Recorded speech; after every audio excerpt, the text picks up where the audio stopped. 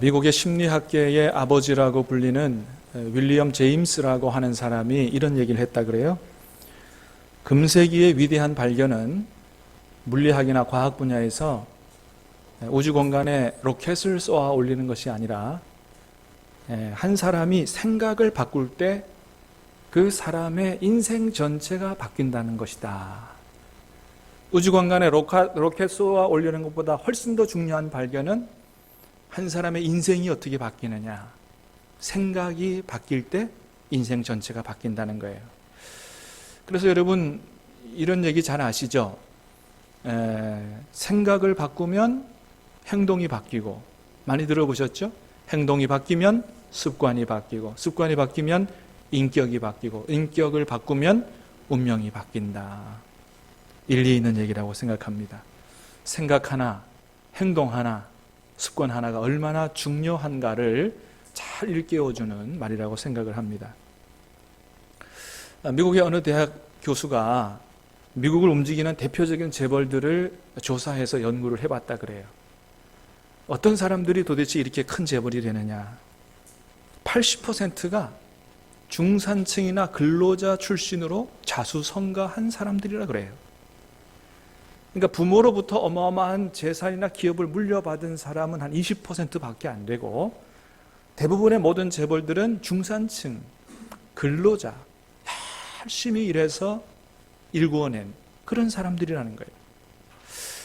자수성가한 사람들의 공통점을 보니까 하나같이 이 부모로부터 큰 재산은 못 물려받았어도 좋은 습관을 물려받았더라는 공통점을 발견했다 그래요. 여러분, 우리 세상의 모든 부모님들은 다 우리 자녀들이 잘 되기를 바라죠. 세상에 나가서도 다 성공하길 바라요. 자, 그러면 여러분, 우리 자녀들을 그렇게 키우기 위해서는 큰 재산을 물려주는 것보다 무엇을 물려주는 게 중요하다고요? 좋은 습관을 물려주는 것이 중요하다라고 하는 거예요. 여러분, 오늘 우리가 읽은 말씀 가운데는 자기 후손들에게 아주 좋은 신앙의 지침들을 물려줘서 자신의 후손들이 하나님의 큰 복을 받도록 한 그런 가문의 이야기가 오늘 말씀 가운데 나옵니다. 바로 레갑 가문이라고 하는 그런 가문인데, 이 레갑의 가문은 겐 족속에 속하는 그런 사람들이라고 그래요. 그러니까 유대인들이 아니에요. 아브라함 때부터 이미 가나안 땅에 살고 있던 이방인들이라 그럽니다. 여러분, 겐 족속 하면 누가 생각나냐 하면 모세의 장인인 이드로가 생각이 날 거예요. 겐 족속입니다. 그러니까 아마도 이 겐 족속이 하나님을 알고 하나님의 여호와 신앙을 받아들인 것은 모세가 그 이드로의 딸과 결혼하면서부터 하나님을 알고 믿고 그렇게 신앙을 갖지 않았나, 이렇게 생각을 해보게 됩니다. 자, 이 겐 족속 중에 누가 있었냐 하면 레갑이라고 하는 사람이 있었고, 이 레갑의 아들이 누구였냐 하면 바로 여호나답이라고 하는 사람이었어요. 이 여호나답이라고 하는 사람은 북이스라엘 여러 왕들 중에서 가장 타락한 왕이라고 하는 아합 왕 시절에 살았던 그런 사람인데, 레갑의 아들 여호나답이 아합 왕 시대 때 사람인데, 하나님께서 예후를 불러서 이 타락한 아합 왕가를 심판할 때 예후와 함께 손을 잡고 하나님을 위해서 싸운 사람이 바로 여호나답이라고 하는 사람이에요. 이게 열왕기하 10장에 잘 나타나 있어요. 우리 잠깐 한번 읽어보겠습니다. 열왕기하 10장 15절에서 17절까지 시작. 예후가 거기에서 떠나가다가 자기를 맞이하러 오는 레갑의 아들 여호나답을 만난지라. 그의 안부를 묻고 그에게 이르되 내 마음이 내 마음을 향하여 진실함과 같이 내 마음도 진실하냐 하니, 여호나답이 대답하되 그러하네. 이르되 그러면 나와 손을 잡자.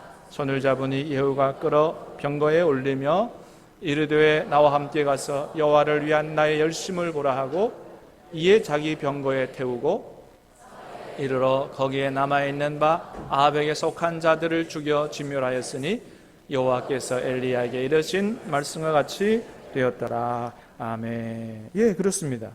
이렇게 여호나답이라고 하는 사람은 예후와 함께 타락한 아합 왕가의 이 가문을 하나님의 말씀을 근거해서 심판한 이런 사람이 바로 여호나답이라고 하는 사람인데, 이 여호나답이 바로 오늘 본문에 나오는 레갑 족속의 레갑의 아들, 레갑 족속 후손들에게 이렇게 지키라고 명령한 것들을, 신앙에 좋은 지침들을 준 요나답이라고 하는 사람이 바로 그 여호나답이에요. 여호나답을 짧게 발음하면 요나답이 되는 것이죠. 자, 이 요나답이 타락한 아합 왕가를 심판하면서 자기 후손들에게는 이런 거 하지 말고 살라고 3가지를 명령했다는 거예요.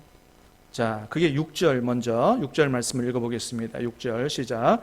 그들이 이르되 우리는 포도주를 마시지 아니하겠노라. 레갑의 아들 우리 선조 요나답이 우리에게 명령하여 이르기를 너희와 너희 자손은 영원히 포도주를 마시지 말며. 예. 자, 첫 번째는 레갑 족속의 선조가 되는 요나답이 자기 후손들에게 너희는 영원히 포도주를 마시지 마라, 그렇게 명령을 했다는 거예요. 여러분 잘 아시는 것처럼 이스라엘 사회에서는 포도주는 음료수입니다. 음료수. 술이기 전에 음료수예요. 또 잔치에 있어서는 절대로 빠질 수 없는 게 바로 포도주죠. 그래서 여러분 가나 혼인잔치 때도 포도주가 떨어졌을 때 예수님께서 물로 포도주를 만들어 주실 만큼 포도주는 잔치에 빠져서는 안 될 아주 중요한 음료 중에 하나였습니다. 그런데 그런 포도주를 너희는 영원히 마시지 말라고 명령했다는 거예요. 여러분 포도주 안 마시면 이 포도주로 인한 즐거움은 둘째치고 다른 사람과의 관계도 단절될 수가 있습니다. 잔치에 가서 다 포도주 즐기는데 난 포도주 안 먹는다 그러면 관계가 소원해지지 않겠어요? 자, 그러나 그래도 너희는 포도주를 영원히 마시지 말라, 그렇게 명령했다는 거예요. 왜 그렇게 했겠어요? 하나님과의 관계를 위해서 그렇게 했다는 것입니다. 여러분 포도주가 아무리 당시 생활에 있어서 기본적인 음료라고 해도 절제하지 못하면 취할 수밖에 없고, 취해서 방탕하게 되면 하나님과의 관계가 문제가 생기기 때문에 아예 그 포도주 입에도 대지 말라고 그렇게 명령을 했다는 것입니다. 여러분 성경에도 참으로 믿음이 좋은 사람이지만 포도주 절제하지 못해서 크게 실수한 사람이 나오죠? 누굽니까? 노아죠. 노아. 여러분 노아가 어떤 사람이에요? 성경이 기록합니다. 노아는 의인이요 당대의 완전한 자라고 할 만큼 하나님께서 칭찬하던 사람이에요. 근데 그런 사람도 포도주 절제하지 못하니까 나중에 취해서 인사불성되고 그러다 보니까 아랫돌이 다 내놓고 잠자고 자네들에게 다 보이고 이런 창피하게, 그렇게 된다 이거죠. 여러분 술 한 잔 하는 게 뭐가 그렇게 큰 죄가 되겠어요? 그러나 취하게 되면 문제가 된다라고 하는 것입니다. 여러분 성경 여기저기에도 하나님의 나라를 유업으로 받지 못하는 죄가 여러 가지 있는데 그 죄 중에 하나를 뭐라고 얘기하냐면 술 취하는 죄라고 얘기하죠. 갈라디아서의 말씀을 한번 읽어보겠습니다. 19절에서 21절까지 시작.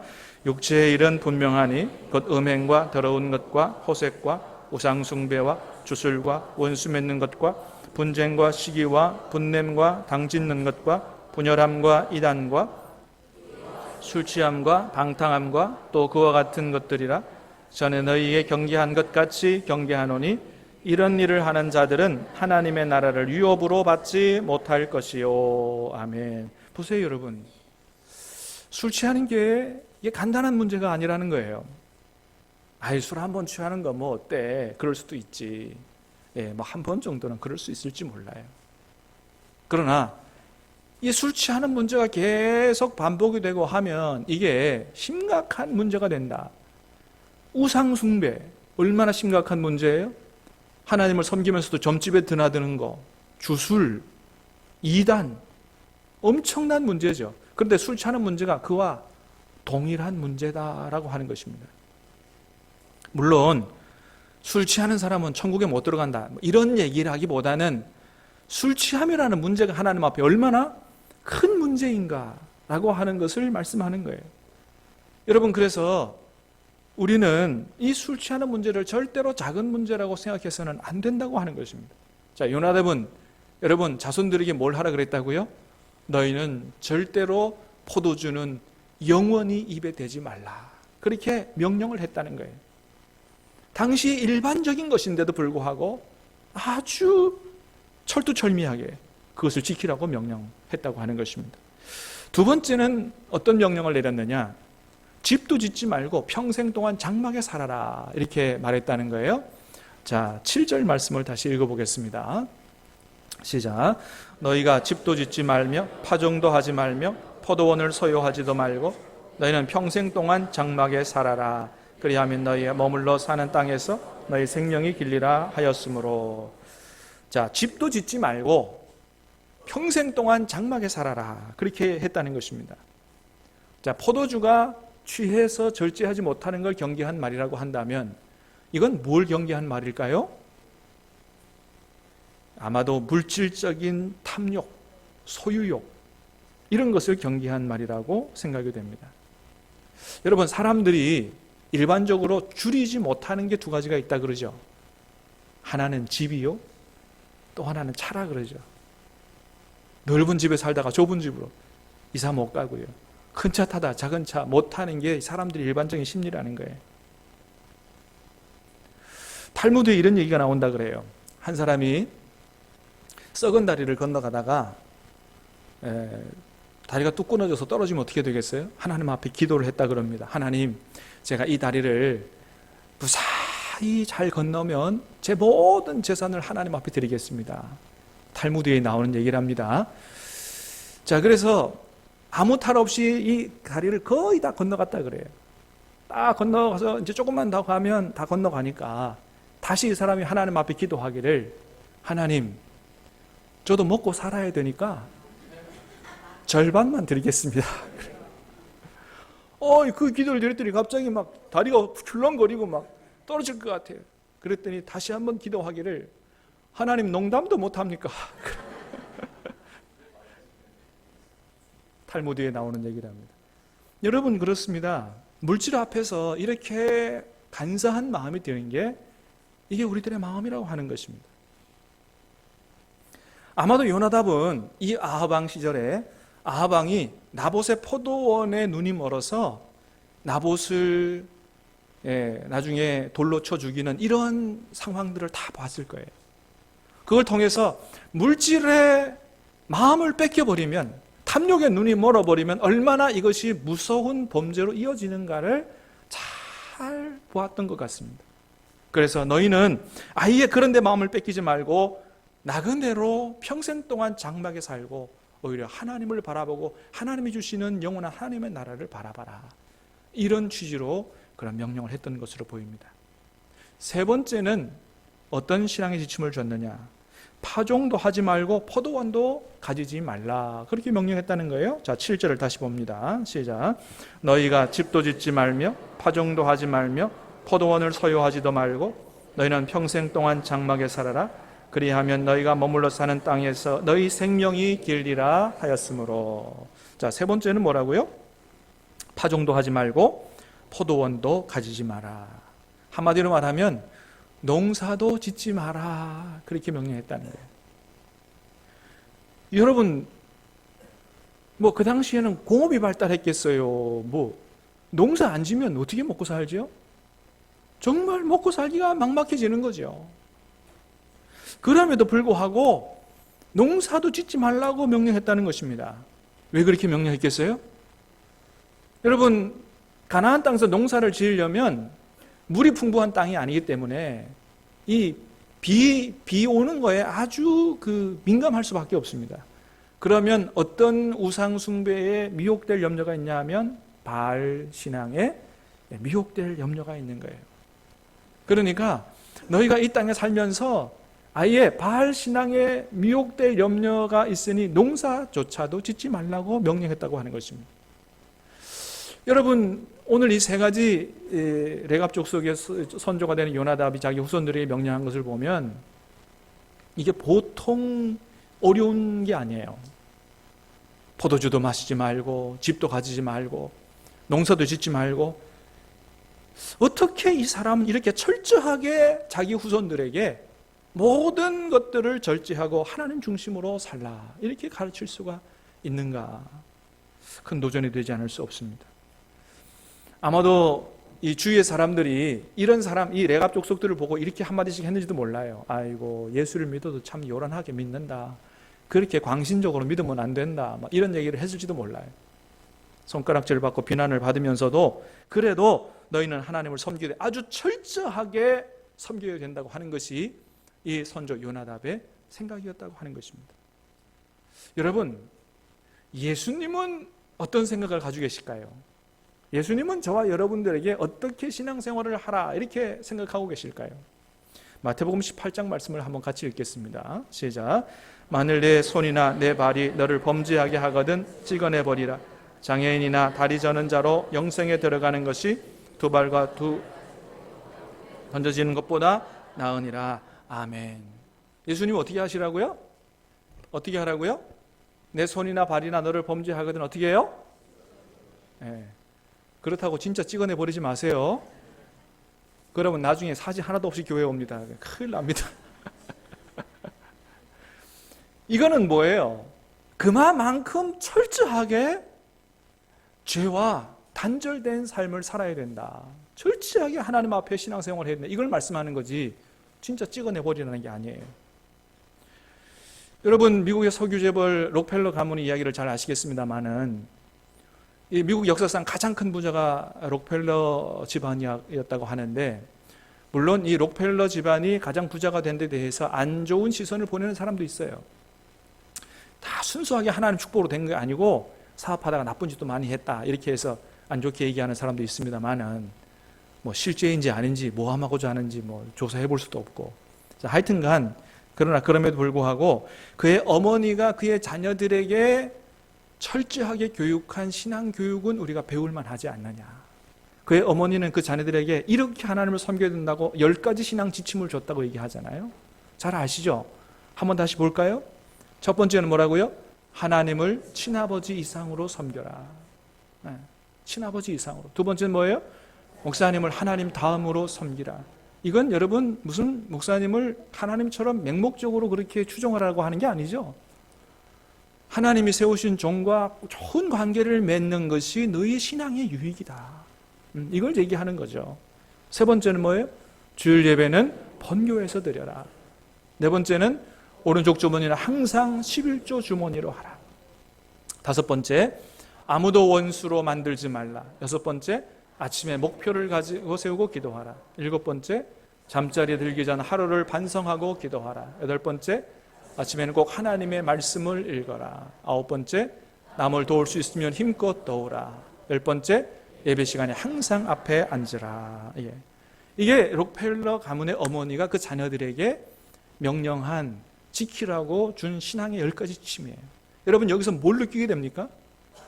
너희가 하나님을 섬기되 대충 섬기면 안 되고 어떻게 해요? 정말 바르고 철저하게 섬겨야 된다. 이 신앙을 가르친 것이죠. 그래서 이 집안의 이 자녀들이 꼭 사업으로 뭐 큰 거부가 되지 않았어도 여러 사회 분야에서 다 성공적으로 잘 됐다 하는 이런 이야기들이 다 있습니다. 여러분, 그렇습니다. 뭐 이 집안의 자녀들이 이렇게 잘 된 것이 그냥 뭐 사업 수완이 좋아서, 여러분 이렇게만은 볼 수 없지 않겠어요? 우리가 100번 양보해도 이 어머니의 훌륭한 신앙 지침으로 말미암아 하나님의 복을 받아서 그렇게 잘 됐지 않느냐, 우리가 얼마든지 그렇게 생각해 볼 수 있지 않느냐는 거예요. 여러분, 그렇습니다. 우리 자녀들이 정말로 하나님의 복을 받아서 잘 되기를 원한다면 우리도 우리 자녀들에게 정말로 좋은 신앙의 지침과 교훈을 아주 철저하게 하나님을 바르게 섬기도록 그렇게 잘 가르칠 필요가 있다고 하는 것입니다. 여러분, 그렇게 하려면 누구부터 하나님을 바르게 철저하게 잘 섬겨야 됩니까? 그건 나부터 그렇게 해야 되죠. 내가 예배를 소홀히 하면서 우리 자녀들 예배를 잘 드리기를 기대할 수 없습니다. 내가 무릎 꿇고 기도하지 않으면서 우리 자녀가 기도하는 사람으로 성장할 것을 기대할 수 없습니다. 내가 말씀 묵상하지 않으면서 우리 자녀가 말씀을 묵상하고 그 가운데서 하나님과 교제하고 말씀에 순종하는 삶을 살 거라고 기대할 수가 없다고 하는 거예요. 사랑하는 여러분, 간절히 바라기는 우리 모든 신앙교회 성도들은 저와 여러분이 먼저 하나님 앞에 우리의 신앙을, 우리의 삶을 바르게 세우고, 여러분 우리 자녀들에게 우리 어떻게 하나님을 섬겨야 되는지에 대해서 철저하게 신앙교육을 잘 할 수 있게 되기를 주님의 이름으로 축복합니다. 그렇게 요나답은 예후와 함께 정말 이 하나님 나라를 위한 열정으로 가득 찼는데, 그런 이 열정으로 자신들의 후손들에게 준 이 신앙의 귀한 지침들, 여러분 이 후예들이 어떻게 했느냐? 자기 선조 요나답이 준 대로 다 지켜 행했다고 하는 거예요. 오늘 본문에 보는 대로 하나님께서 예레미야를 통해서 이 레갑 족속의 후손들을 불러다가 앞에 포도주를 놓고 먹으라고 하면 해봐라. 그 말씀이 나오죠. 자, 8절, 9절, 10절을 한번 읽겠습니다. 시작. 우리가 레갑의 아들 우리 선조 요나답이 우리에게 명령한 모든 말을 순종하여 우리와 우리 아내와 자녀가 평생 동안 포도주를 마시지 아니하며 살 집도 짓지 아니하며 포도원이나 밭이나 종자도 가지지 아니하고 장막에 살면서 우리 선조 요나답이 우리에게 명령한 대로 다 지켜 행하였노라. 아멘. 예레미야가 불러다가 포도주 술잔을 펴놓고 마시라고 했더니 뭐라고 그래요? 우리는 우리 선조 요나답이 명령한 대로 포도주 안 마셨고 집에도 안 거저고 장막에 거했고 농사도 안 지었고 이것을 철저히 지켰다. 그래서 안 먹겠다고 얘기했다고 하는 것입니다. 이게 이 선조 요나답이 이 지침을 준 이래로 300년 후의 일이에요. 그러니까 이 가문은 그 선조 요나답의 지침을 받아서 잘 지키고 또 자녀에게 그걸 가르치고, 그래서 몇 년을 이어왔다고요? 300년을 이어왔다는 거예요. 할렐루야. 여러분 신앙의 명문 가문 아니겠어요? 하나님께서 이 가문을 주목하여 보시고 너무 기뻐하시면서, 그래서 뭐라 그러셨다고요? 내가 이 가문에 복을 주겠다고 말씀하셨다는 거예요. 자, 18절 19절 다시 봅니다. 시작. 예레미야가 레갑 사람의 가문에게 이르되 만군의 여호와 이스라엘의 하나님 여호와께서 이와 같이 말씀하시기를 너희가 너희 선조 요나답의 명령을 순종하여 그의 모든 규율을 지키며 그가 너에게 명령한 것을 행하였도다. 그러므로 만군의 여호와 이스라엘의 하나님께서 이와 같이 말씀하시니라. 레갑의 아들 요나답에게서 내 앞에 설 사람이 영원히 끊어지지 아니하리라 하시니라. 아멘. 하나님께서 이 가문을 보시고 너무 기뻐하셔서 하나님이 두 가지 축복을 주시죠. 하나는 뭐냐면 하나님께서 그 가문을 인정하셨다는 거예요. 칭찬하셨다는 거예요. 두 번째는 뭐예요? 하나님 앞에서 세워지는 사람이 영원히 끊어지지 않는, 할렐루야, 자자손손 대대로 하나님 앞에 쓰임받을 사람이 끊어지지 않는 이런 축복을 이 가문에 주시겠다는 거예요. 할렐루야. 사랑하는 여러분, 이런 우리들의 가문을 축복하시고자 하시는 하나님의 약속은 그때나 지금이나 동일한 줄로 믿으시기를 바랍니다. 하나님께서 어떤 가문에게 하나님이 천대에 이르도록 하나님이 복을 주신다고 말씀하세요? 진심으로 하나님을 사랑하고 그 계명을 따라 사는 그 사람과 그 가정과 그 가문에게 하나님께서 천대까지 복을 주시겠다고 약속을 하셨습니다. 사랑하는 여러분, 그 약속을 저와 여러분에게 주시는 하나님의 약속으로 받으시기를 축복합니다. 하나님께서 약속하신 거예요. 그래서 정말로 하나님을 사랑하고 주의 말씀대로 사는 그런 가정 가문에게 천대가 이르도록 대대 자사손손 대대로 하나님이 복을 주시겠다고 말씀하신 겁니다. 여러분, 우리가 정말로 하나님을 사랑하고 주님의 말씀에 순종해서 사는 삶을 살려면 주님을 우리의 마음과 삶에, 우리 가정에 정말로 주님으로 모셔 드려야 됩니다. 손님이 아니라 주님으로. 그러나 여러분, 오늘날 살아가는 이 현대 크리스찬들 중에는 얼마나 많은 사람들이 주님을 주님으로 모시는 게 아니고 손님으로 그렇게 맞아들이고 있느냐 이거예요. 어떤 나라의 한 신실한 믿음을 가진 여왕이 그 나라에 믿음 좋은 그런 한 가난한 집을 방문을 했대요.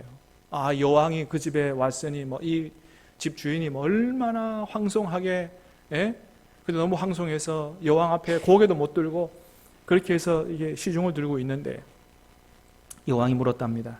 아주머니, 이제까지 이 집을 찾은 손님 중에 가장 귀한 손님이 누굽니까? 그랬더니 이 집 주인이 그렇게 얘기했답니다. 저에게 가장 소중한 손님은 여왕 폐하이십니다. 그 얘기를 들은 이 여왕이 좀 실망한 기색을 띠면서 아주머니, 이제까지 이 집을 찾아온 손님 중에 가장 귀한 손님은 제가 아니라 예수님이시겠지요. 그랬더니 이 아주머니가 빙그레 웃으시면서 그런 얘기를 했다 그래요. 여왕폐하, 예수님은 저희 집의 손님이 아니고 주인이십니다. 그 얘기를 들은 이 여왕이 얼마나 놀래고 기쁨이 충만해서 이 아주머니를 얼마나 칭찬하고 그렇게 축복하고 돌아갔다, 그런 얘기가 있습니다. 사랑하는 여러분, 예수님이 저와 여러분의 가정의 손님이 아니라 주인이 되시는 줄로 믿습니다. 그렇다면 주님을 진짜 주님의 자리에 앉도록 그렇게 주님을 모셔드려야 될 줄로 믿습니다. 사랑하는 여러분, 간절히 바라기는 저와 여러분의 인생과 저와 여러분의 가정이 예수님을 주인으로 모신 천국 가정 될 수 있게 되기를 바라고, 마음과 뜻과 힘을 다하여 철저하게 주님을 바르게 섬기는 가운데 하나님의 복을 영육으로 받고 자자손손대대로 하나님 앞에 쓰임받은 사람들이 나타나는 그런 복된 가문 되시기를 예수님 이름으로 축복합니다. 기도하겠습니다. 사랑하는 아버지 하나님, 감사합니다. 오늘 우리를